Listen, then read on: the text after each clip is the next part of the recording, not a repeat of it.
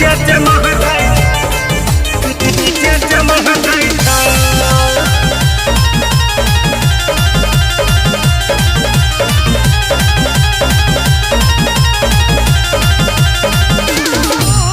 सुन गए हसीना जुआ चोली से पसीना सुन गए हसीना जुआ चोली से पसीना गरमी में सामान तोहर बम गई छो के छौरी ऊपर के चमकई छो तोहर नीचे के महकई छो के छौरी ऊपर के चमकई छो तोहर नीचे के महकई छो सुन गए हसीना जुआ चोली से पसीना सुन गए हसीना जुआ चोली से पसीना गरमी में सामान तोहर बम गई छो के छौरी ऊपर के चमकई छो तोहर नीचे के महकई छो के छौरी ऊपर के चमकई छो तोहर नीचे से महकई छो नीचे से महकई नीचे से महकई छो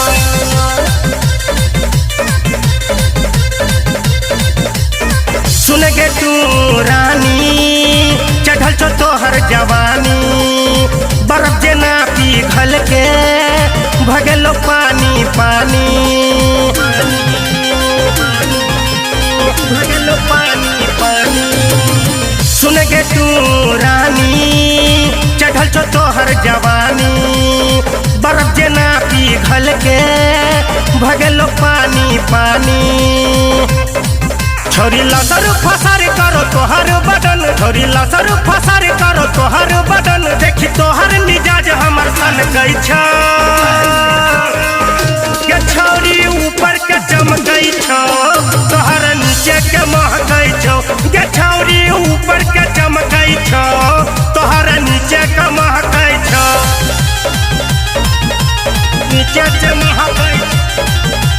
नीचे से महकई नीचे से महकई छो मुने राजा दूर हटतो उगनता उगना नहीं सटतो जगदेव कन्हैया कहो ने तोरा अब पटैतो तोरा अब पटैतो मुने राजा दूर हटतो उगनता उगना नहीं सटतो जगदेव कन्हैया कहो ने तोरा अब पटैतो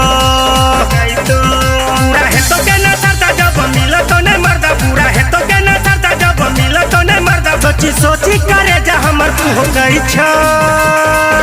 के छौरी ऊपर के चमकई छो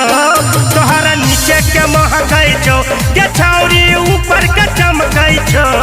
तोहरा नीचे के महकई छो कुछ खा लिहा ठीक छै।